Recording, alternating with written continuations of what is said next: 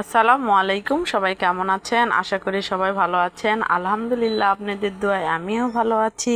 আমি রানী চলে আসলাম নতুন একটা ভিডিও নিয়ে। তো আপনাদের ভাইয়া ওই যে মক্কা শরীফ থেকে মদিনায় গেছিল। এখানে মদিনার এই মসজিদে কত সুন্দর রাত্রিবেলা পৌঁছাইছিলাম। তো তখনই আমাকে ভিডিওটা পাঠাইছে। অনেক সুন্দর জায়গা, দেখে মন শান্তি হয়ে যাচ্ছে, খুবই সুন্দর। তো ওই যে লাইটিংগুলা নাকি সব লাইটিং ওগুলা নাকি স্বর্ণ, মানে উপরে যেগুলো এগুলো সবগুলা স্বর্ণ দিয়ে নাকি। আপনাদের ভাইয়া আমাকে বলতেছিল যে যেগুলা লাইট জ্বলতেছে ওগুলার উপরে যে ইয়েগুলো আছে এগুলা যে স্বর্ণ দিয়ে নাকি। তো এই তো ভিডিও, মহিলা মানুষও আছে। বাংলাদেশের কিছু কিছু মানুষ বলে যে মহিলা মানুষ নাকি মুখ বের করে বের হওয়া যাবে না, জায়েজ না। কিন্তু দেখতেছি সৌদি আরবে এই যে মহিলাগুলো দেখতেছি, দেখেন আপনারাও দেখতে পাচ্ছেন, মুখ কিন্তু খোলা আছে, বোরখা পরে আছে। তো কি বলবো, মানুষের কথা বলে ধরে লাভ নাই। মুখ মুখ খুলেও যাওয়া যাবে, কিন্তু এক একজনের এক এক মন্তব্য। আর এটার ভিতরে হচ্ছে আমাদের নবী সাহেবের রওজা মুবারক কে যাচ্ছে দেখার জন্য। কি সৌভাগ্য যারা দেখছে, আর যারা দেখে না তাদের তো সৌভাগ্য হয় না। এখন আমারও খুব ইচ্ছা যে আমি কোনো দিন যাব। এখন আল্লাহ কি লিখে রাখছে জানি না, যাওয়ার ইচ্ছা আছে। কিন্তু মুসলমান যারা সবারই যাওয়ার ইচ্ছা আছে, কারো পূরণ হয় কারো পূরণ হয় না। কত সুন্দর করে তৈরি করছে জিনিসগুলা, মাশাল্লাহ, অনেক সুন্দর দেখতে, অনেক অনেক সুন্দর।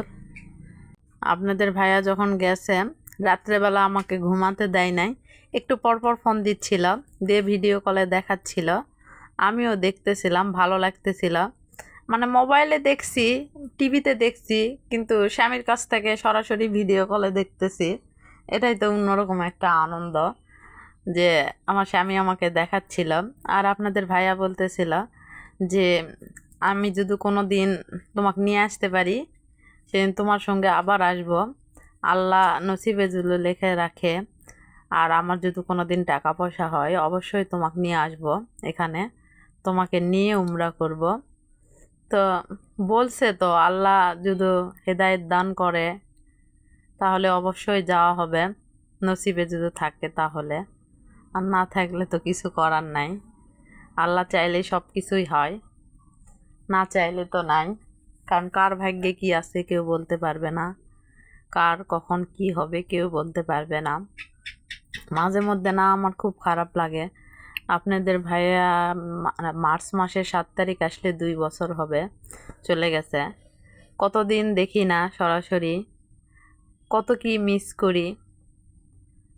মানে আমি শুধু না, যাদের স্বামী বিদেশে গেছে তারা শুধু শুধু কিছু, মানে সুখের জন্য, বাচ্চাদের সুখের জন্য, ভালোভাবে চলার জন্য কত কি না ত্যাগ করতে হয়।